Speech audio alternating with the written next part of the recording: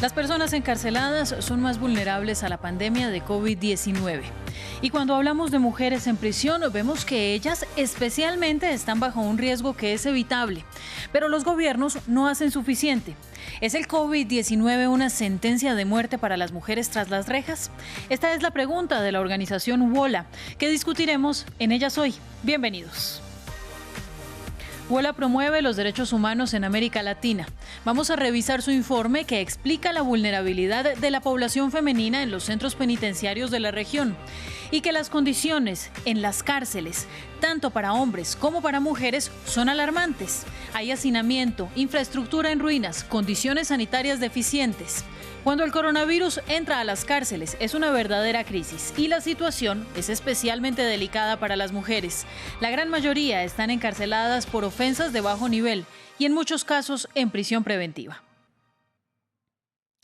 Según WOLA, algunos países como Argentina, Brasil y Colombia han emprendido acciones para reducir las poblaciones en prisión, pero los esfuerzos avanzan lentamente y se deben tener en cuenta las necesidades de las mujeres encarceladas. La cuestión es evitar más muertes.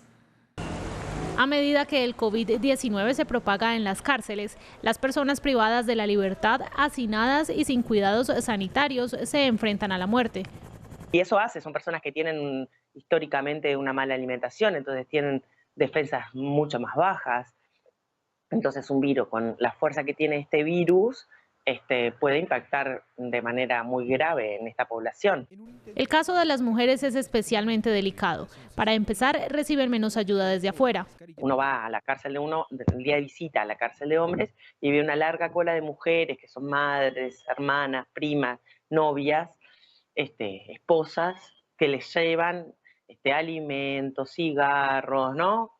Artículos para la higiene. Eso no sucede en la cárcel de mujeres, donde las visitas son realmente pocas. Esas ayudas que aportan a la dieta y a las condiciones sanitarias pueden hacer la diferencia entre la vida y la muerte, sobre todo cuando la discriminación es mayor por ser mujer y haber cometido un crimen. No es lo mismo ser varón delincuente que mujer delincuente, ¿no?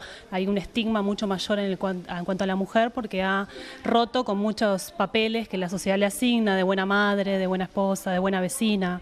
Entonces, en realidad, en la sociedad recae mucho más fuerte una condena social hacia la mujer que hacia el varón. Pero la gran mayoría de mujeres están encarceladas por ofensas de bajo nivel y muchas están en prisión preventiva. WOLA ha documentado el rápido aumento de la población carcelaria de mujeres en América Latina, relacionada con políticas punitivas de drogas que son desproporcionadas.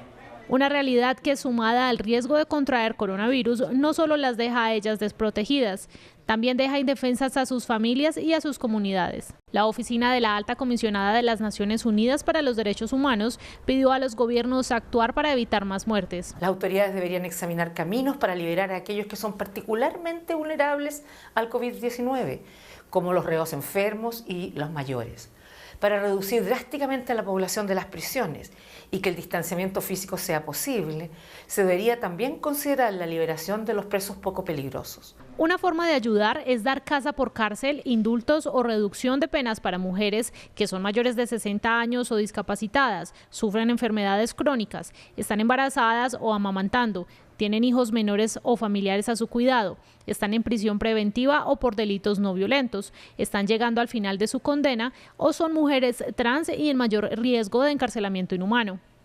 Pero los gobiernos de la región han tardado en responder al llamado, lo que conlleva a grandes consecuencias para las mujeres.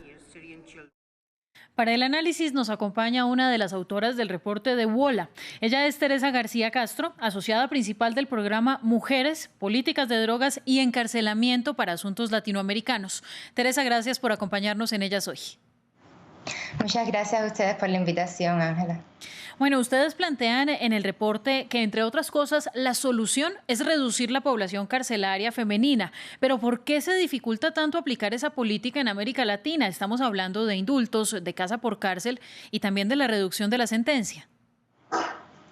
Sí, como bien decías, la pandemia del COVID-19 representa una seria amenaza para la salud y las economías de las comunidades de todo el mundo, pero realmente hay poblaciones que están en un mayor riesgo de contraer la enfermedad y estos incluyen las personas que están en centros de detención o en las cárceles de América Latina. Realmente las condiciones de los centros penitenciarios y de las personas que viven en los centros penitenciarios son alarmantes y por eso estamos haciendo este llamado a una disminución de las personas que se encuentran en las cárceles, en particularmente de las mujeres, teniendo en cuenta el rápido aumento de la población carcelaria de las mujeres en América Latina y las consecuencias desproporcionadas que tienen las políticas punitivas con las mujeres, pero también con sus hijos, sus hijas, las personas que dependen de ellos, que pueden ser ancianos. Entonces, nosotros hemos llamado a reducir las poblaciones de la prisión. Como bien decías, hay algunos países como Argentina, Brasil, Colombia y Chile que han tomado y emprendido acciones importantes. Sin embargo, la implementación ha sido bien lenta y quedan muchas personas que no se sabe si van a poder salir de las cárceles. Claro, en cada uno de estos países existen requisitos y algunos parámetros para la liberación de las personas, pero no solo se trata de liberar a algunas personas para poder descongestionar las cárceles. También se trata de no poner más personas tras las rejas. Hemos visto cómo algunas de las medidas que han tomado los gobiernos para prevenir la enfermedad y la pandemia del COVID-19 ha sido evitar que las personas salgan y si no, se le ponen medidas privativas de la libertad. Teresa, tengo que interrumpirla ahí porque me está respondiendo todo el programa y quiero hacerle pregunta por pregunta para que vayamos tocando los temas y explicarles a los televidentes. ¿Por qué entonces es tan difícil para los gobiernos? Porque sí, existen las medidas, hay algunos países que están avanzando muy lentamente, pero al parecer las legislaciones de cada país hacen que, a pesar de que exista la intención, pues en temas de burocracia y de proceso, pues sea difícil para que estas mujeres puedan salir realmente de la cárcel. Sí, realmente depende de la burocracia y de las recomendaciones de cada gobierno. No todos los gobiernos han tomado las medidas al mismo nivel. En lugares como Brasil, por ejemplo, han existido resoluciones. En lugares donde son federales, como también Argentina, existen algunas acciones en la provincia de Buenos Aires. Sin embargo, todavía existe mucha discriminación y estigma hacia las personas que están privadas de la libertad. Por eso creemos que las medidas han sido implementadas lentamente. Se tienen que establecer estándares y protocolos para proteger a las personas que están dentro de las prisiones y profundizar algunas de las medidas sanitarias, pero también algunas de las personas que se están liberando. Hay que establecer mecanismos para que estas personas puedan reinsertarse socialmente. Y hablando de esa reinserción social de las personas, Teresa, le quiero preguntar por los perfiles de las mujeres encarceladas, porque si bien es mucho menor la población carcelaria femenina en la región que la masculina, pues también está una característica especial y es que muchas de las presas están ahí por delitos menores o delitos que no son violentos y a veces se podría pensar que tienen penas que son desproporcionadas. ¿No sería el momento para darles la oportunidad de manejar sus condenas de otra manera? Sí, realmente la mayoría de las mujeres que están en prisión por América Latina lo están por motivo de delito u ofensa de droga. En la mayoría de los casos son mujeres que están por casos que no son violentos. La gran mayoría de ellos están en condiciones de prisión preventiva. Por ejemplo, en países como Argentina, Bolivia, Ecuador, Guatemala, México, solo por mencionar algunos, más del 50% se encuentra en prisión preventiva. Esto significa que no han sido sentenciadas, están tras las rejas sin una sentencia. Pero también es importante recalcar cuál es la situación socioeconómica de estas mujeres. Por ejemplo, de las mujeres privadas de la libertad por motivos de droga, alrededor del 87% son personas que son cuidadoras, es decir, que están atendiendo a sus hijos, sus hijas, personas mayores o ancianos.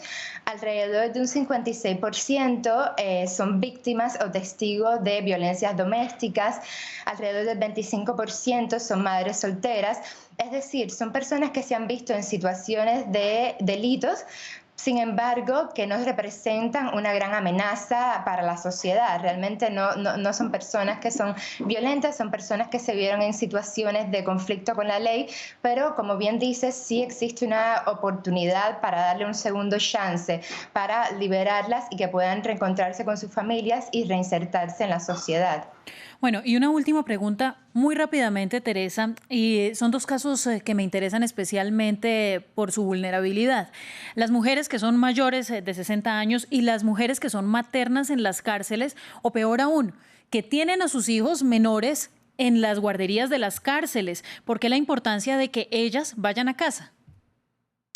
Sí, ellas están entre las poblaciones más vulnerables, las señoras mayores de 60 años, mujeres que también tienen hijos, muchas mujeres que incluso están embarazadas, que están lactando y muchas de ellas que también tienen enfermedades crónicas, como pueden ser inmunodeficiencias, tuberculosis u otras afectaciones de la salud.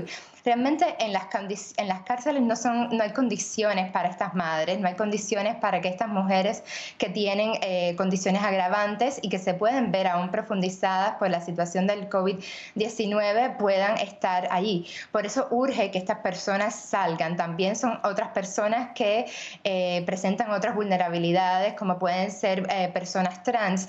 Y la realidad de las cárceles es que no hay suficiente atención médica, no hay suficiente agua potable para que puedan lavar sus manos. Hay un gran hacinamiento, por lo cual el contagio de la enfermedad puede ser en un mayor grado. Y por eso urgen estas acciones inmediatas de los gobiernos para que estas mujeres puedan salir. Pues Teresa, muchísimas gracias a usted por estar con nosotros. Nos queda un tema en el tintero y es la duda de que una vez estas mujeres pudieran salir de las cárceles, ser excarceladas, pues entonces, ¿quién las protege? Sin embargo, el aislamiento es importante, como lo han demostrado las investigaciones. Nos veremos próximamente en un nuevo episodio de Ellas Hoy. Continúen con nosotros en France 24.